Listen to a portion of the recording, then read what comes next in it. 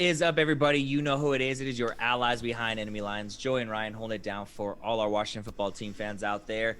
Here in Texas, thoroughly behind enemy lines in Cowboys territory.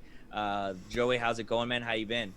I'm doing all right. We had a good weekend of football. It obviously it would have been better if Washington football team would have been involved, but still, we had a good competitive weekend of football and a long weekend with MLK Day. So happy MLK Day to everybody out there. And Yeah, absolutely. yes, and so yeah, I'm doing all right. How you doing? I'm doing good, man. Doing good, hanging in there. Like you said, good weekend of football. Could have been much, much better if our burgundy and gold were in there. But we took last Friday off. We wanted to, we told you that might be an option or might happen because we, wanted to kind of see what direction we want to take the show in. We think we got some ideas out there for you to kind of keep everybody engaged, keep the information out there as much as possible. Because that's one of the biggest things we like to do is, kind of. Obviously rapping, kind of, go over what's going on with the team, but also making sure plenty of info is out there as well so that you're learning along with us or keeping up or, hey, even fact checking us at times. But before we get into the start of the show, make sure you're subscribed here on YouTube. Get that notification bell rung. So whenever we do drop a new episode, which it looks like we're going to try and keep that Monday to Friday schedule, you're notified when we do drop the newest video. We're on Spotify now. Big announcement. Hopefully you didn't miss that last week. We are on Spotify, so you can find us pretty much wherever podcasts are hosted, whether that's Apple Podcasts. Make sure you're subscribed there. Make sure you leave a review and rate it 5 stars there. You can find us on Google Podcasts, so all our Samsung and Android listeners, you can find us there. And if you're set up on Spotify, I know that's where a lot of podcasts are going. Shout out Joe Rogan. Hopefully we can get some of that Spotify money coming our way sometime soon. But you can find us there on Spotify as well. So pretty much anywhere podcasts are hosted, that's where we're at. You can still find us on SoundCloud as well at Allies Behind Enemy Lines. That's where you find us. Search all of our podcast friends, again, Apple, Spotify, or Google, just Allies Behind Enemy Lines. Find us on Twitter at AlliesBEL, and we're on Facebook at Allies Behind Enemy Lines as well. So make sure you're up to date with all that good stuff. Follow us on all our socials and things like that. But as we get rolling today, we want to give a little season breakdown and a little review of how we did this season, what we thought we did well, where we still need some improvements, who saw the biggest improvement, and things like that. So we'll just go ahead and start off with, we're not going to go game by game. We've done that already this season. You've listened, hopefully, to all of our weekend or week previews and week wrap-up shows up to this point. But I think, what really burst onto the scene, obviously, was that week 1 game against Philly where we have 8 sacks as a team. Chase Young starts off to the start that we were really hoping for, really has a big effect on the game. Dwayne Haskins is our starter at the time. Puts together a decent game, does enough to where we don't lose, but obviously the defense carries us. And, we had a great start off, and we were like, okay, hey, things might be cooking here. Things might be going pretty well. Obviously, the next 5 games took a little bit of a different turn, but I think week 1 set up a lot of expectations, right or wrong, and kind of got things off on the right foot for the eventual division champ. Yeah, if more than anything, it showed that we were going to be a second half team all year long. Because if you recall that first game, we wwere down, I think, 17-0 at halftime or something like that? 17-7 at halftime. 17-7, and I think we got that 7 right before the half with a pick. I think a Kendall Fuller pick in that game, if I do recall correctly. So, second half team, that precedent was set pretty early on. And I think you're right. I think the defense did, wake up some people in the NFL that we did have a good young defensive line there, and people started taking notice. And unfortunately, we followed that with a couple goose eggs after that. Obviously, we couldn't come back in the next week against, I think it was Arizona. And then after that, we just kind of tapered off against the Baltimore Rams and Browns and then the Lions, I think, after that as well. So, yeah, we kind of went on a little skirt there. And then along the way, lost some quarterbacks. We had Dwayne benched. We brought Kyle Allen, who ended up, I think, breaking his leg. I think that's what happened to him, broke his leg. Had Alex Smith come back in. And, by that point, we had Alex Smith that kind of got us back on the boat. So we did have some, early season obstacles to overcome and come over. But, yeah, I think that the defense really set the tone for how our season was going to go. And I think that as our defense went, the rest of our season did kind of follow. As soon as we got a quarterback in there that was going to handle the game and not make the mistakes that, Dwayne was kind of making before and kind of be able to push the ball and get the best out of his players, I think we kind of, turned the season around right there. And I think that we credit that a lot to the coaching staff, keeping everybody positive, and obviously for that defense for continuing to fight.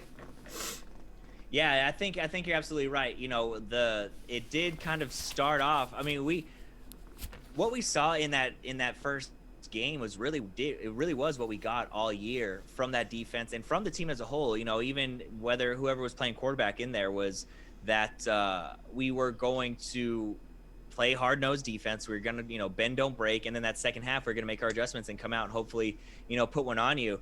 And some might say that's not a great way to play the game because you might get down too much. But also the same on the flip side of that coin is, that shows great coaching and I've said it multiple times here before that being able to make those halftime adjustments and being able to, put into play what you do adjust at halftime and make it work, I think shows a lot about the coaching staff of knowing what they're doing, and shows a lot for a young team, in Washington that is able to put those things into effect and like I said, and make it work and kind of turn it around. So it's funny, like you said, we win that first game. It sets the tone, and then we do come out and lose 5 straight.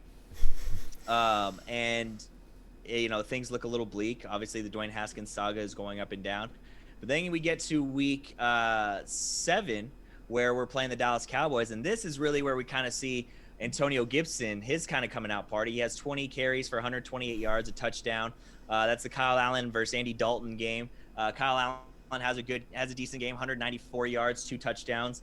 And that's when things kind of the ship kind of starts to right itself a little bit. We were hopefully expecting a little bit more from Antonio Gibson up to this point. Obviously, the whole running back saga with Darius Geis at the beginning of the year getting released, and then obviously releasing Adrian Peterson, saying, "Hey, look, man, you're probably going to take a back seat to our young guys, and we're going to kind of see what we got with these dudes, and we're going to roll with them. So if you don't like it, we're going to have to ship you out." And that's what we did. And so this was really, like I said, Antonio Gibson's coming out party for his first really big game, over 100 yards rushing. He adds a touchdown, and is really shown like, hey, look, this might be a guy that we rightfully so are riding with. And that kind of set the tone for the next couple weeks. Even though we do lose 2 straight after that, they're close games to the Giants and to the Lions. But I think, like I said, this game in week 7 really kind of rights the ship and gets things going the right direction of, hey, this offense can move the ball. Yeah, it's against a terrible Cowboys defense. And when we score the majority of those 25 points, I think we scored in the first half. Yeah, we scored 22. Yeah, we're up 22-3 at the half. We only tack on a field goal there at the end. But, hey, if it's not broke, don't fix it. And we just played defense, kept them from scoring, and really didn't have to put up a whole lot of points after that. Yeah, we didn't. And I think you can also credit, what changed during this time was our offensive line, the play of our offensive line. I know early on in the season we had our issues with, was it Wes Schweitzer? Wes Schweitzer was the one we had. Wes Martin was the one we had an issue with. And once we got, I think it was the injury of Brandon Scherf that actually got Wes Schweitzer on the field. And then, got him over in that he started playing that right guard position. And then when Brandon Scherf did come back, and due to the play, the spectacular play that he had there, they were able to throw him over to the left guard spot there and kind of take Wes Martin out of there. And then our team really did take off. That run game really did take off. And our ability to have some kind of rhythm on offense did take off. So you can credit that, obviously the coaching, obviously putting the best guy position, be able to evaluate, put the best guy for the position in there and adjust on the fly. So we did see a turn here. Like you said, we did lose the next 2 games. The game against the Giants was very winnable. A late second half turnover by Kyle Allen. Was it a pick 6 or a fumble or something? A fumble return kind of turned that one around. And then that was a notorious go for 2, tie for 2 game that a lot of people criticized throughout the year that Riverboat Ron was accustomed to doing. Again, at that point, we're 2-6 or 2-5, and so it's not. I mean, I think the playoffs were far and above what anyone thought was going to become attainable. And then that next week against the Lions, that's kind of, the second half of that, was it the Giants game where Alex Smith went in, or I forget which game it was right then, where the Lions start, the Alex Smith. Yeah, Alex Smith starts the Giants game after the Cowboys in week 8. Exactly. And so, And then from there, he had a terrible first half there. And then after that is when we started seeing the beginning of the Alex Smith saga, and then this team really turning it around and becoming not even the second half team in the game, but a second half team in the season. So, I mean, it was a constant adjustments. Obviously, hopefully a lot of these things would have been worked out in training camp. Hopefully a couple games with Dwayne Haskins in the preseason might have gotten us to the point where we knew he wasn't going to be our quarterback. Obviously, I don't think Alex Smith was ready at the beginning of the year to even take over the team. If he was, maybe Kyle Allen would have got us a better job there. But again, the growth and the maturity, the keep fighting mentality, and just the coaching and the development of these players, it just kept pushing, and it really got things turned around by this point. Yeah, pardon my dog. I don't know if you can hear it. Somebody just rang the He was excited. He was excited about this time of year. But quick. So Kyle Allen started that game, and then that's the ankle injury, and then Alex Smith comes out of the Giants game. Alex Smith comes in. Remember, he throws those 3 interceptions because he's trying to force the ball a little bit. We're down 20-3 at the half, and make it a ball game there at the end. So quick little refresher there. But either way, yeah, this is when we start seeing the game turned over to Alex Smith. Like you said, he definitely wasn't ready to take it over at the beginning of the season. He's slowly working his way back in. And then we do have that Lions game where once again we get down early in the first half, and Alex Smith he throws the ball 55 times, 38 to 55 for 390 yards. Just falls a little short. We lose by 3. They would hit a field goal at the end. Remember, we kicked a field goal with 16 seconds left, thinking, hey, we got it. And then, at least to tie it up. And then they kick a field goal there right at the end following the Chase Young third down, roughing the passer call on Matt Steff. Yeah, exactly. So that was that game, and that was, I'm glad you mentioned that, because that was really the last big mistake we saw from Chase Young, was that one. I want to talk about a guy that makes a mistake, doesn't get down on himself, doesn't let it culminate into more mistakes, but really learns from it and doesn't let it happen again. Or for the most part, it was a backbreaking one. It was one that's really cost the team a victory. But other than that, he learned from it. He moved on, put it behind him, and just used it, I don't know, as fuel or just a learning moment of, hey, I can't do this at this certain time. I can't do this, ever really, or it's going to hurt my team. When I'm one of these leaders on the team, I'm, not only just a emotional leader, but also by the way I play, I got to be smarter than that. So, we rattle off the next 4 without Alex Smith: Bengals, Cowboys, Steelers, 49ers. Everyone wants to, the Bengals Cowboys game is fine. Yeah, we won those. We, put up a big number, put up 41 against the Cowboys. And then obviously that game against the Steelers, nobody expected us to win. They're rolling. They're 11-0 at that point. People were giving them a little bit of flack, saying, they weren't a very good 11-0 team. And we go into Pittsburgh and we just take the ball from them and kind of really start their downturn that ended in them losing in the playoffs. Yeah, we did. And admittedly, by Minka Fitzpatrick, I think came out and said last week that the game against Washington was the game that really derailed their season. And as you said there, during this stretch here, Alex Smith, could do no wrong. He could not make no mistakes. He was putting the ball in the right spot. We saw great games by Antonio Gibson. We saw great defensive games by Montez Sweat and that whole defense. So our team really, started to believe into this Alex Smith. And I think he not only, by him not making mistakes, but I think the emotional leader, but this time Ron was done with his cancer treatment as well. So I think this team really was starting to get healed and, we're starting to believe in what they could do at this point. And we did see some tremendous growth during this 4-game stretch. Unfortunately, at the end of this 4-game stretch is when kind of the first half of that San Francisco game is when Alex Smith does go down with his calf injury. And, kind of, again, our season gets a little rattled and derailed at that point as we, I think, go heading into the next couple games. But I think this right here, that 4-game stretch is what we can talk about is the potential of this team and how they can play. I think it was the best we saw them all team. That was the peak of our season for sure.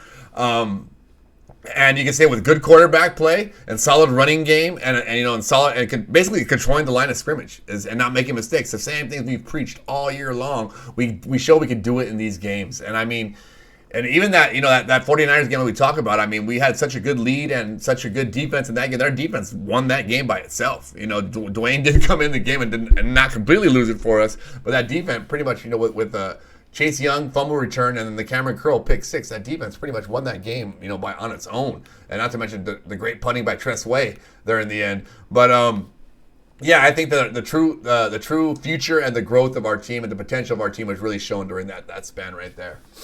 Yeah, and this Steelers game is really, I mentioned earlier about Antonio Gibson's coming out party. This Steelers game was really the Logan Thomas coming out party. We had seen flashes. We had a couple, good games. He's had some good catches. But in the Steelers game, he has 9 catches, 98 yards, and a touchdown. And then that's when he really became like a bona fide target. Like, hey, if we need a play, where's Logan? And let's look for him and see if he can get us that first down, get us that extra yardage, get us that touchdown, whatever it may be. And so that's, starting here is really when you started seeing him like be a main focus of the offense, especially later down the road when Terry McLaurin's out. We have to rely on somebody else to really move the ball like I said, move the ball down the field and get some big-time catches and some big-time moments for us.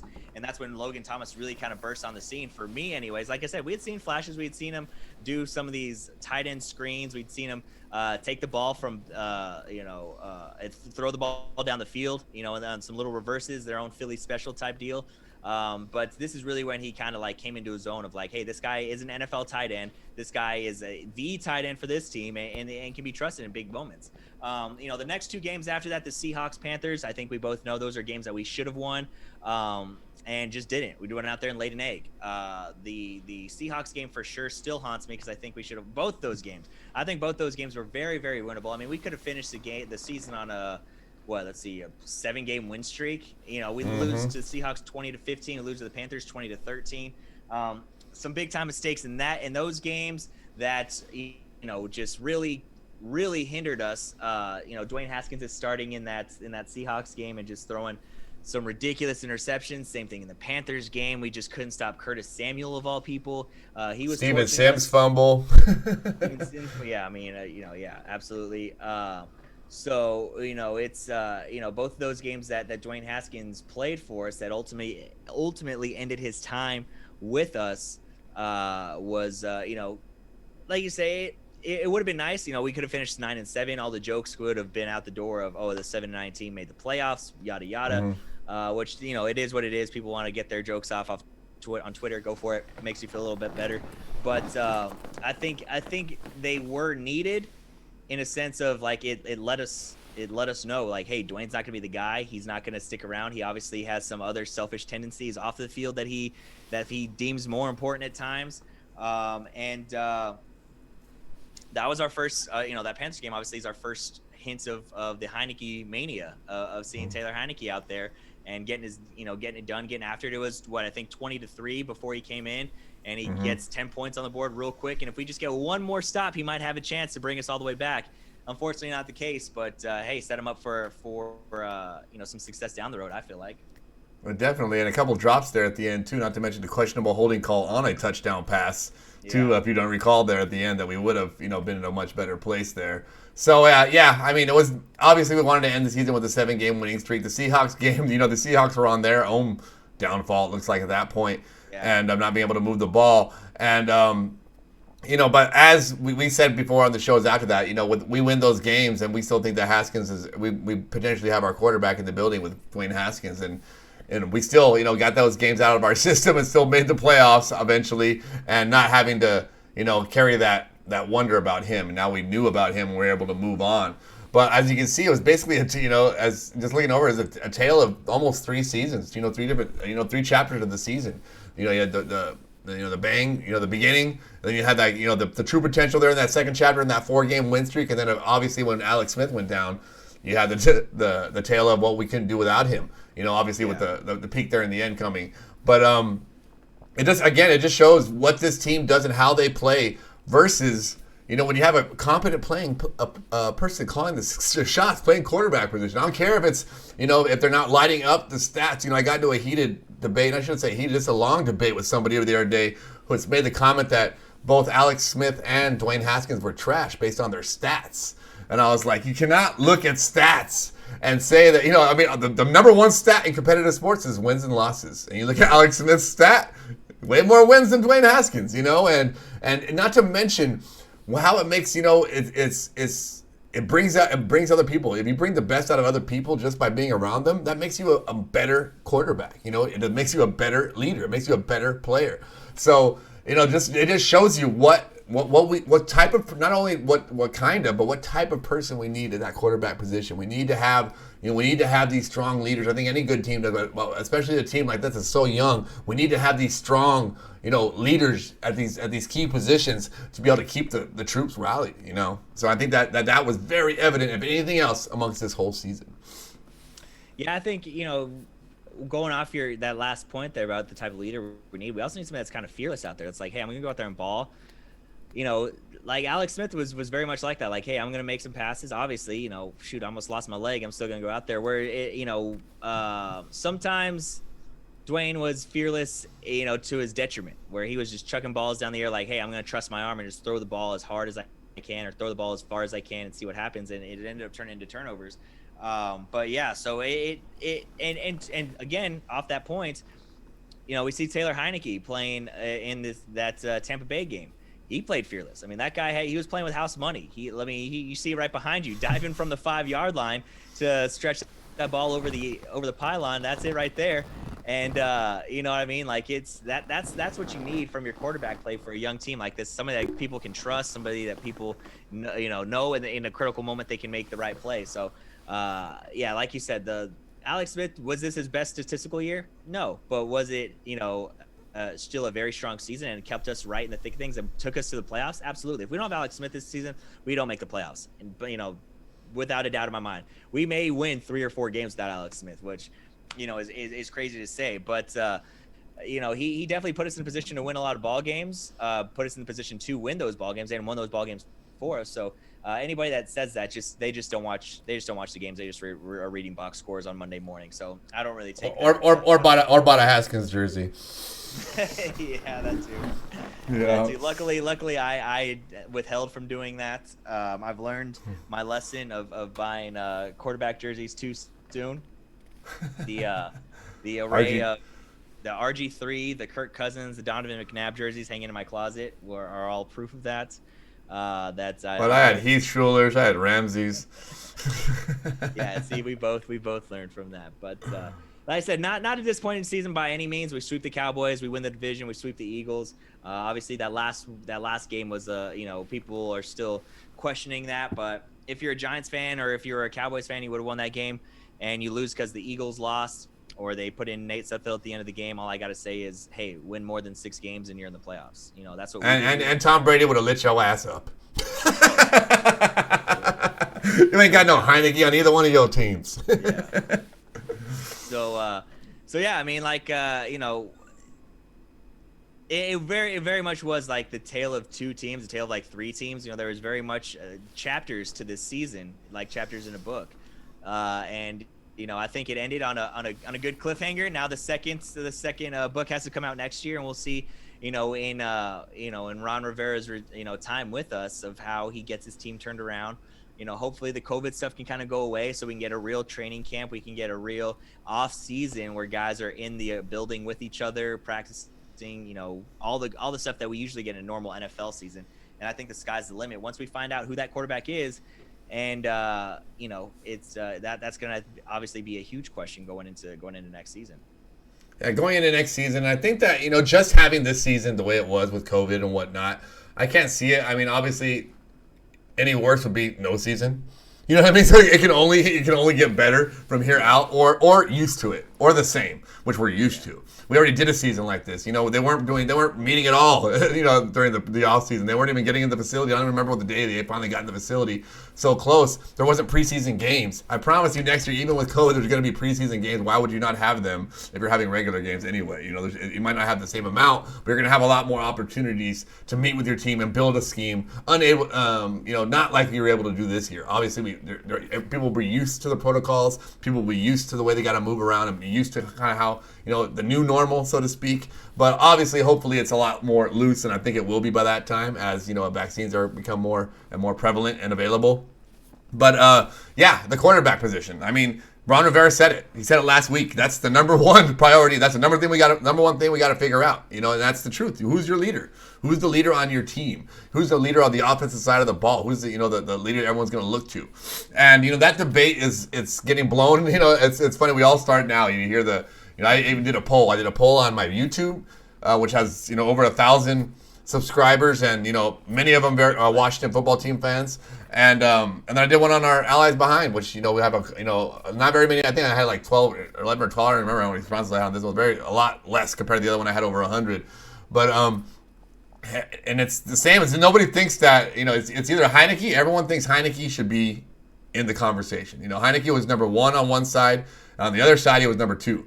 But no one thought we should draft a quarterback. And I think that's one thing I do agree with right now. Unless, for some strange reason, the chips fall, the right kind of trade that gets us up in a position to grab Trevor Lawrence. That's the only one I want. That's the only one I think that comes in here pro-ready and that can get us to where we need to be by the time we need him to do that. The rest of them are going to have their bumps and bruises. They're going to be Josh Allen, who takes 1 or 2 years to kind of get, a little bit more used to the NFL. They're going to be, these Baker Mayfields who came out number 1 overall and still took a couple years until he can finally calm down and whatnot. We don't have these other type of quarterbacks. We don't have a Patrick Mahomes in this draft. Patrick Mahomes still took a year before he sat behind Alex Smith before he was finally ready. So we don't have those types of quarterbacks in this draft. So that begs the question: is he in the building? And then only in the building right now we have he's not an unrestricted free agent. He is a restricted free agent. So we do have the first and best offers we can make to Tyler Heineke. So we definitely think we will. I do definitely think we will re-sign him.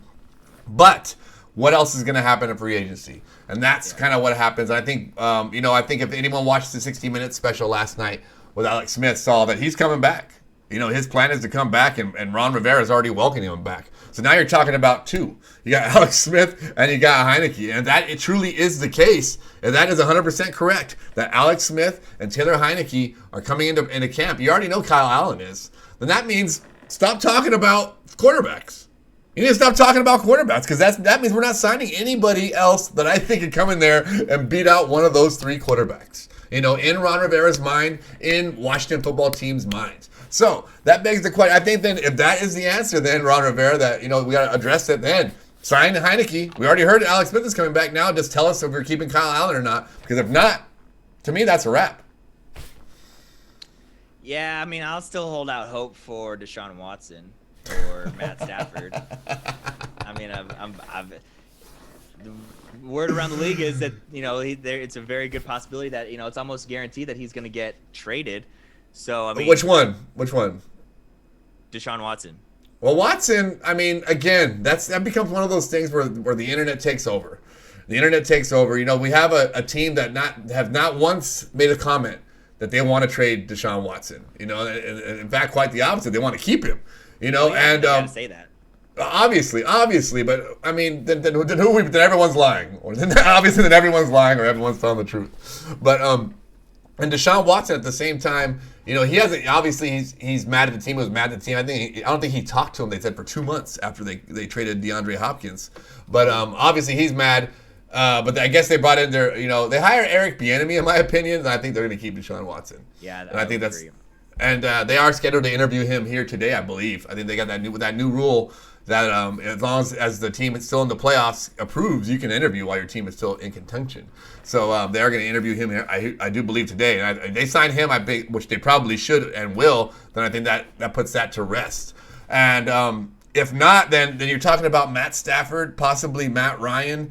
And then again, have you looked at those contracts? That means if you sign, you sign. I've looked at the contracts. We can afford to have Alex Smith and one of those guys in the building. Oh, for sure. Yeah. No, yeah, absolutely. Yeah, Alex Smith's cap number is huge. Exactly. So I mean, again, I start with my original point. Then, if that's truly what's going on, Alex Smith is coming back. Then throw it out the window about anybody else, because we're not going to be able to afford any of these veteran quarterbacks. I mean, then what? Then you're signing nobody else. So that again, if that is truly the case, and then you look to then you can look back to the draft to somebody to come in and start to be groomed. Yeah. Yeah, no, I mean it's a very fair point, and I don't disagree with you. Like if that's gonna be who our guys are, then let's drop it and start focusing on another spot, because as I don't want to sound like a bad dude, but like I'm all good with Alex Smith. Like, I appreciate what you done, bud. Like, it's been great. It's been real. But let's go ahead and move on to somebody that I know is going to be able to play, at least going into the season, like, oh, yeah, this guy could give us 16 games. Alex Smith is not that. Could he give us 12 games? Do you feel confident in him playing 12 games?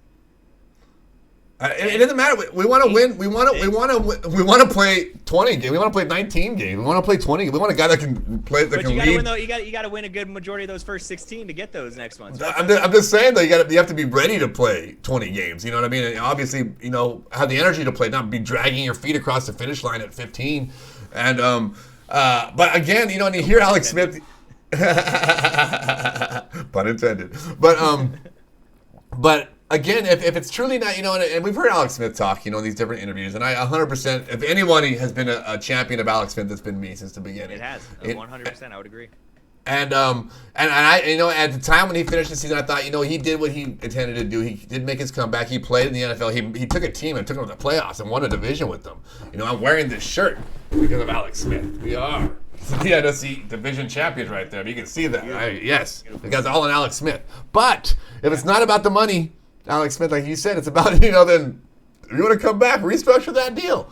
Restructure that deal and make it our team able to have a future, beyond you. Because we know, even if you're coming back this year, we know we don't have 5 more years out of you. Enable your team to build a future, and just to right off that point, as far as that, I think we need to get a quarterback of our defense, and that's a middle linebacker. I think all the focus should be on that right now, not a quarterback. Because I think that we've shown our defense can win games with a guy as long as he stays healthy on their side of the ball. Someone like Taylor Heineke, we can win games with a good defense. Someone like, and I dare to say, Kyle Allen as well. I think we can win games with a quarterback like that. They can get out of the pocket and make plays and not be predictable. I mean, Kyle Allen was playing well before he got hurt.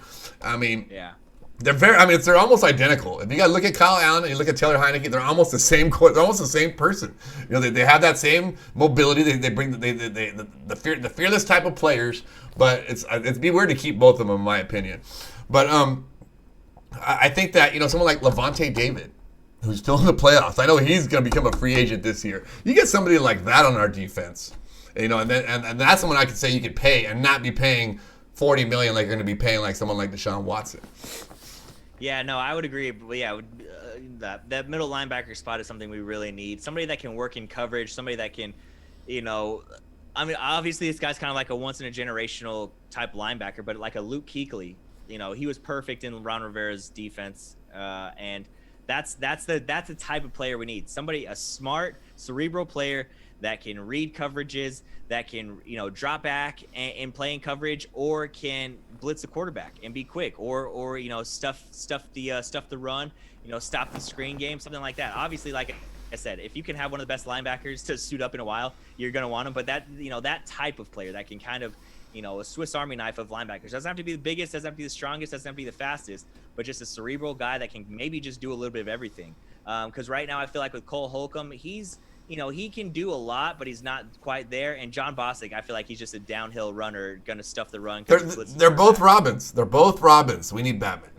They're both good. They're both great, and that's not a diss. It's not a knock. You know what I mean? Batman, Robins have helped Batman out of many pickles. Yeah. You know what I mean? So I'm just saying they're great players, but they're not Batman. We need Batman. You need Devin White yesterday for Tampa Bay Buccaneers. You know what I mean? If Devin White was playing against us, but maybe we're not having the game we're having. Maybe he's knocking Taylor Heineke right out the frame. So I'm just saying. That's what I mean. If you can look back at who is our greatest linebacker of all time? London Fletcher, and he didn't even have his greatest years with us. He did. He had great years. His stats they put side by side by Ray Lewis, almost identical stats he had with Ray Lewis, and we had that type of line. We have not had a linebacker even close to that since. And our team desperately needs that more than, a quarterback and a middle linebacker.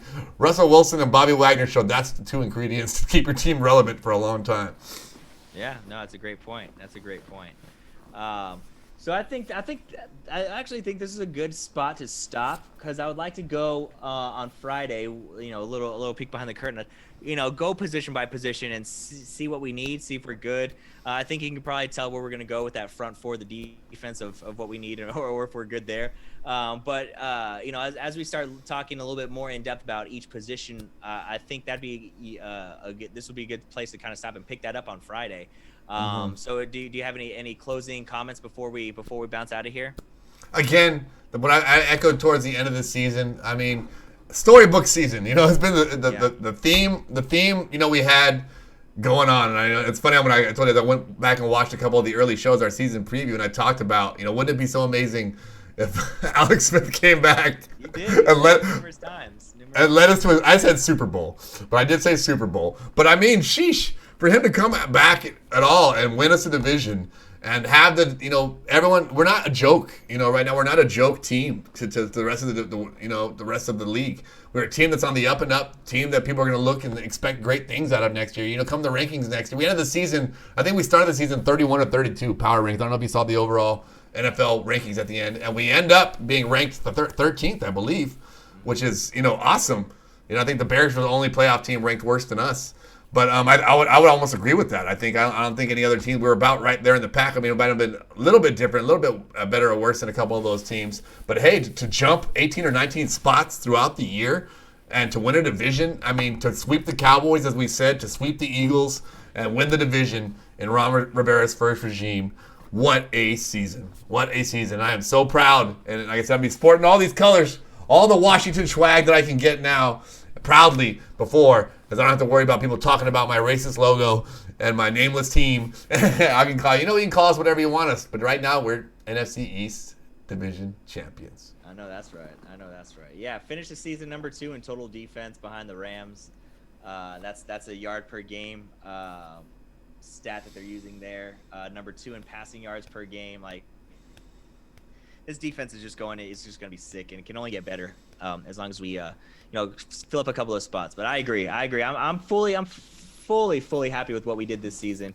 Obviously making the playoffs was huge. Even if it wasn't, even if the record wasn't what everyone wanted it to be, hey, we're still division champs. Banners fly forever. That's good. That's a banner that's gonna hang. 2020 champs, the COVID champs. Which arguably might be the toughest season to do it. Our coach had cancer. We have lose our starting running back at the beginning of the season. Release him. The guy that we think is going to be our starting quarterback, we end up cutting him. First round pick. Yeah, first round pick. The guy that ends up, like you said, winning 5 out of 6 games for us. Almost lost his leg, almost lost his life. So to overcome all that and still win 7 games and win the division, hey, I'll chalk that up as a success story any day of the week and twice on Sunday. So I'm happy with it, for sure. 2020. We put a bow on it, last week with that loss to Tampa Bay, but still played very competitive game, and still gave us. Who's ever going to knock you to lose to Tom Brady? Who's ever knocking anyone? Exactly, for real.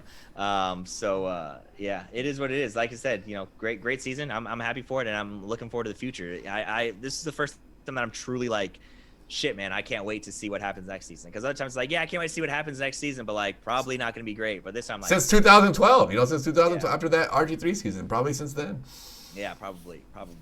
All right, well, that'll do it for us here on your Allies Behind Enemy Lines podcast. Again, make sure you find us literally anywhere you find podcasts.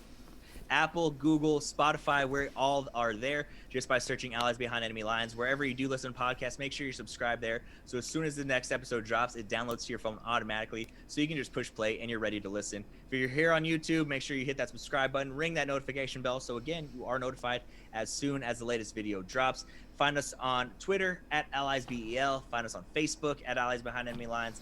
And we'll come again, like I said, on Friday. We're going to go position by position. We'll start off offensive and defensive positional groups and kind of see, what our thoughts are of what we need, what we don't need, kind of some changes you'd like to see made, things like that. Should be fun episode, should conjure up quite a bit of conversation, and I think this will kind of move the needle with the rest of the fans. So I think this will be a great episode to listen to as far as if you agree or disagree with a lot of the stuff, or maybe some of your own ideas. So be on the lookout for that on Friday afternoon. We'll be coming at you live and hot with that, but until then, no victory trombone this Monday, hey, you know what? Let's ring the victory trombone for the season one last time for the season, because we said we're division champs. This was a successful season. One last time. It's gonna be the last one until the beginning of regular season 2021. So there it is, the victory trombone one last time. Yeah. Oh yeah. Oh yeah, baby. I gave it a proper blowing right there. I tell you what. Oh yeah, indeed you did. Indeed you did. Until I blow you again. Until Friday, we appreciate you guys for listening. Thanks for watching. We'll see you then. Y'all take care. Have a great week.